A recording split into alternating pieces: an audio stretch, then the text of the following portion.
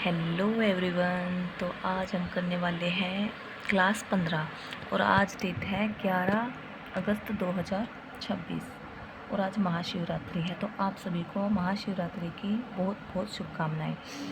तो आज हम पिछली क्लास में हमने सारे भाग पढ़ लिए थे। आज हम प्रस्तावना को पढ़ने वाले हैं और इसकी अगर आपको पीडीएफ चाहिए तो आपको टेलीग्राम लिंक मिल जाएगा डिस्क्रिप्शन में। आ जाके आप हमारे टेलीग्राम को ज्वाइन कर सकते हैं। वहाँ पर आपको इसकी पीडीएफ और बाकी सभी सब्जेक्ट्स की पीडीएफ अवेलेबल हो जाएगी। तो अगर अच्छी लगे तो सब्सक्राइब, लाइक, शेयर ज़रूर करें। टॉपिक को स्टार्ट करते हैं। तो हम प्रस्तावना को पढ़ने वाले थे। तो प्रस्तावना को संविधान की कुंजी किसने कहा है? गजेंद्र गडकर ने बोला। प्रस्तावना को संविधान की कुंजी गजेंद्र गडकर के द्वारा कहा गया।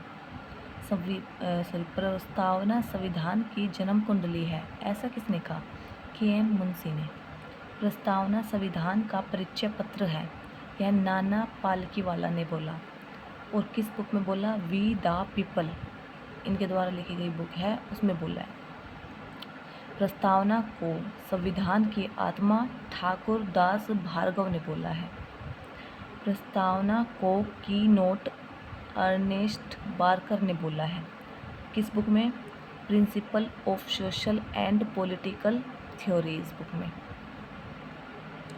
प्रस्तावना हमें 4 बातें बताती है।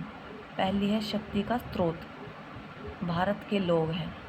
शासन का स्वरूप, यह संपूर्ण प्रभुत्व और संपन्न समाजवादी, पंथनिरपेक्ष और लोकतांत्रिक गणराज्य। संपूर्ण प्रभुत्व संपन्न, ये बाहरी नियंत्रण से मुक्त होते हैं। और जो समाजवाद है, ऐसा समाज जिसमें पिछड़ों के कल्याण की बात हो, आय की असमानताओं को कम करने की बात हो और व्यक्ति को समाज में सुरक्षा मिले। भारत में लोकतांत्रिक समाजवाद है। पंथनिरपेक्ष का मतलब होता है राज्य का कोई राजकीय धर्म नहीं है, सभी वर्ग के लोगों को समान अधिकार दिए गए हैं। और लोकतांत्रिक गणराज्य का अर्थ है जहाँ देश का प्रमुख और सरकार दोनों जनता द्वारा चुने जाते हैं। भारत में अप्रत्यक्ष लोकतंत्र है। और अप्रत्यक्ष लोकतंत्र होता है जहां जनता सीधे शासन नहीं करती, बल्कि जनता द्वारा चुने गए प्रतिनिधि शासन करते हैं। संविधान का स्वरूप, थर्ड बात बोली गई है। इसमें 3 न्यायों के बारे में बताया गया है। सामाजिक, आर्थिक और राजनीतिक। न्याय के आदर्श रूसी क्रांति से लिए गए हैं। 5 स्वतंत्रताओं की बात की गई है, यानी विचार, अभिव्यक्ति, विश्वास, धर्म और उपासना। विचार को आंतरिक स्वतंत्रता कहा जाता है। और 2 समानता, यानी प्रतिष्ठा और अवसर। 2 बंधुत्व, यानी व्यक्ति की गरिमा, देश की एकता और अखंडता।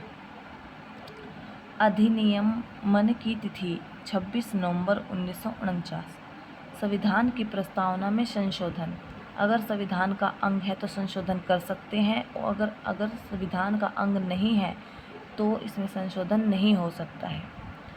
तो प्रस्तावना संविधान का अंग है या नहीं है, इस पर महत्वपूर्ण केस देखे जाते हैं। एक तो बेरुबारी केस 1960 का, राजेंद्र प्रसाद ने गजेंद्रगढ़ से परामर्श मांगी। ये सुप्रीम कोर्ट के जज हैं। प्रस्तावना संविधान निर्माताओं की मस्तिष्क की कुंजी है, ये गजेंद्रगढ़ के द्वारा कहा गया है।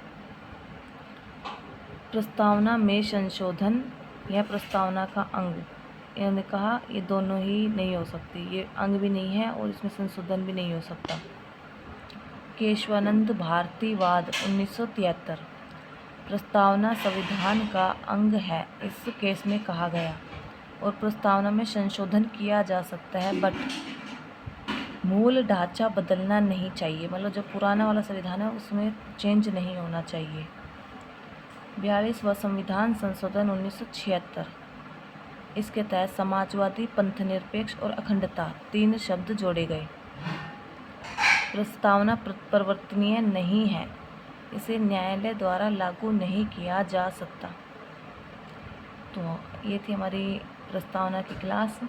तो कल हम अपने अनुच्छेद स्टार्ट करने वाले हैं। Thank you.